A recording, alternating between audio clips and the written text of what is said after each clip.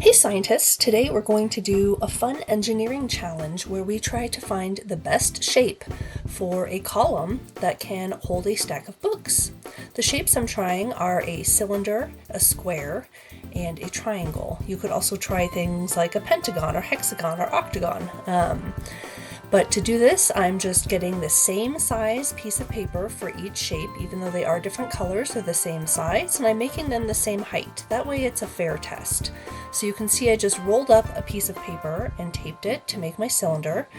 And then for the square, I folded a piece of paper in quarters and taped the two edges together. And then for the triangle, I actually also folded a piece of paper into quarters and taped the edges together. Now, because the square has no overlapping pieces of paper like the cylinder and triangle, I decided that I would try to make a smaller square using eighths, where I bent the paper into eighths and then folded it into a square, and that way it has overlapping sides that are similar to the triangle and the cylinder. These are not perfect comparisons, but it's just a fun quick challenge that I'm trying today. Next, I'm going to put some books on there and see how much weight that it can hold. And I did notice that some of my shapes were not entirely even on the bottom, and so that made it a little bit more difficult. But you could see that cylinder actually holds quite a few books. We're going to try the triangle now, and you can see the triangle buckled right in the middle.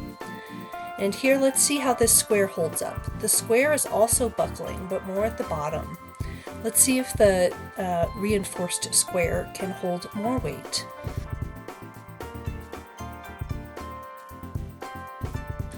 Well, this one just tipped right to the side, and so that might have been a balancing error on my part, but the important thing to note is that columns usually fail by buckling, not because they're squashed. And so in a cylinder, it spreads the material out evenly from the center, and so it resists bending in any direction. The square and the triangle have weaker bending direction, so they're going to buckle sooner. So even though triangles are great for frames like bridges, when it comes to a solid column, their shape doesn't really hold up. It buckles easily, so the best material is a cylinder. We have a worksheet in the description box below that you can download to try this at home, and it has some extension activities to see how else that you can build stronger columns. And until next time, keep discovering.